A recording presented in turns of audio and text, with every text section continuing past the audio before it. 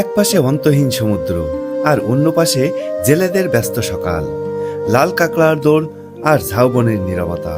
এ যেন প্রকৃতি আর মানুষের একসাথে বেঁচে থাকার গল্প, অপরূপ, শান্ত আর হৃদয় ছুঁয়ে যাওয়ার মতো। কুয়াকাটা মানেই কি শুধু সমুদ্র সৈকত? একটুও না। সমুদ্রের বাইরেও এমন এমন কিছু জায়গা আছে যেখানে আপনি একবার গেলে বারবার যেতে চাইবেন। কোথায় কোথায় নিয়ে যাবেন? আমরা সর্বপ্রথমে লেমুরগঞ্জ যাব, তারপরে সুটকিপল্লী যাব। ওখান থেকে আপনারা ফিশ ফ্রাই মার্কেট দেখতে পারবেন, তারপরে আপনারা দোলনা পয়েন্ট দেখতে পারবেন, তিন নদীর মোহনা দেখতে পারবেন, সুন্দরবনের পূর্ব সাইডও দেখতে পারবেন। আচ্ছা, ওখানে কি সূর্যাস্ত দেখা যাবে? সূর্যাস্ত দেখা যাবে। সমুদ্রের তীর ঘেঁষে কাঁচা পাকা এই পথে ভ্যানের চাকার সাথে তাল মিলিয়ে ছুটে চলেছি কুয়াকাটার অজানা গল্পের খোঁজে। কিছু দূর যেতেই নাকে ভেসে আসলো শুটকির তীব্র গন্ধ। তখনই বুঝে গেলাম সামনেই কুয়াকাটার শুটকি পল্লী। সমুদ্রের পাড়ে গড়ে ওঠা এই পল্লীতে প্রতিদিন ধরা পড়ে অসংখ্য তাজা মাছ, আর সেগুলোই রোদে শুকিয়ে তৈরি হয় শুটকি।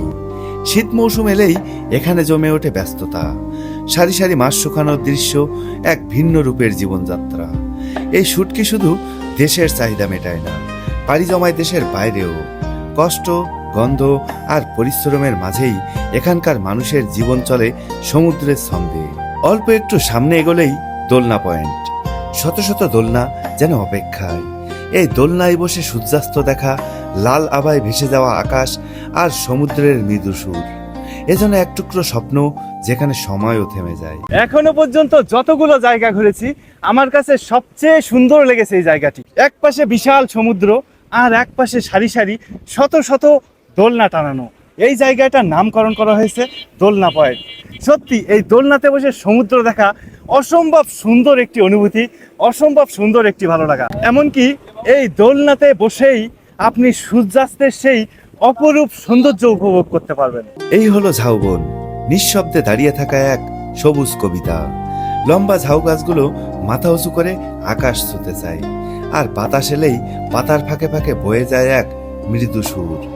এই বনের ভেতর দিয়ে হাঁটলে মনে হয় প্রকৃতি নিজেই যেন গল্প শোনাচ্ছে। আমার বাম পাশে দেখলে বুঝতে পারবেন বিশাল আকৃতির এক ঝাউবন, দৃষ্টির সীমানার বাইরে, সত্যি দেখে অবাক হওয়ার মতন। আর অপর পাশে আছে বিশাল সমুদ্র, আর সমুদ্রের ঢেউ ভেসে আসা হাজার হাজার ঝিনুক। সমুদ্রের ঢেউ ভেসে আসা ঝিনুক পোড়াচ্ছি, সত্যি অসম্ভব সুন্দর এক অনুভূতি। ছায়া আলোর খেলায় মোড়া এই ঝাউবন, দূরে সমুদ্রের শব্দ, সব মিলিয়ে এক অপার্থিব শান্তি। এখানে সময় ধীরে চলে আর মনটা হারিয়ে যায় এক অজানা প্রশান্তিতে। লাল কাঁকড়া দেখার লোভে প্রায় কয়েক কিলোমিটার পথ পায়ে হেঁটে এসে আমি হতাশ হয়ে গেলাম। আমি একটাও লাল কাঁকড়ার দেখা পেলাম না। আমি এখানে এসে পিছনে ঝাউবন সহ আর সামনে তিন নদীর মোহনা, আর ওপারে ওই জায়গাটার নাম কি, আর এই তিন নদীর মোহনার পাশ ঘেঁষে ঠিক সুন্দরবনের মতো বেড়ে উঠেছে যে ফাতরার বন। আমি একটু দেখাই ওইদিকে, এই ফাতরার বন আর ঝাউবন আর এই সমুদ্রের মধ্যে যে তিনটা মোহনা, এটা দেখে সত্যি আমি আমার লাল কাঁকড়া দেখার কষ্ট ভুলে গেছি। প্রকৃতির এইসব নান্দনিক দৃশ্য, লেবুচর হোক, দোলনা পয়েন্টের সূর্যাস্ত হোক, কিংবা কুয়াকাটার ঝাউবন, সব মিলিয়ে এক অনবদ্য ক্যানভাস।